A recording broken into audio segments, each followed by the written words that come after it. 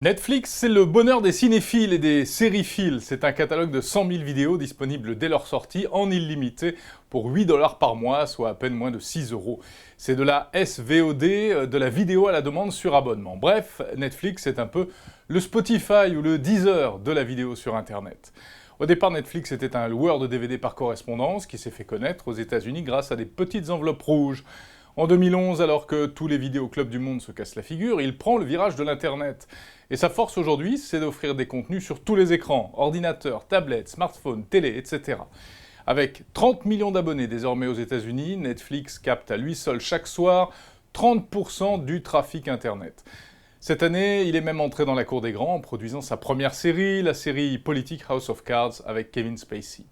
Alors Netflix arrivera-t-il un jour en France? Eh bien oui, cela semble aujourd'hui inévitable.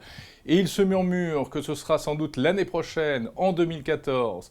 Le service est déjà disponible depuis quelque temps en Grande-Bretagne, aux Pays-Bas et dans les pays scandinaves. Mais ce ne sera pas facile d'arriver dans l'Hexagone. Canal+ et Orange, grands diffuseurs de films et de séries, voient d'un très mauvais œil l'arrivée de ce redoutable concurrent.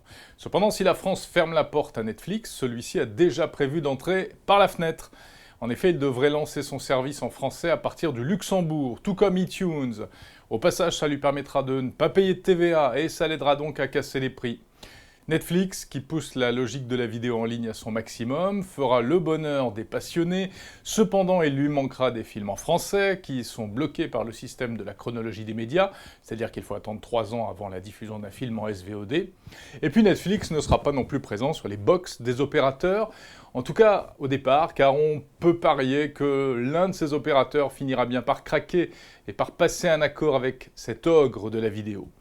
Enfin, eh bien, il faut savoir qu'aujourd'hui, les geeks peuvent déjà se connecter à Netflix, au Netflix américain, moyennant une bidouille technique, un VPN, un réseau privé virtuel. Et ils peuvent ainsi accéder à tous les contenus en anglais qui sont normalement réservés au public américain.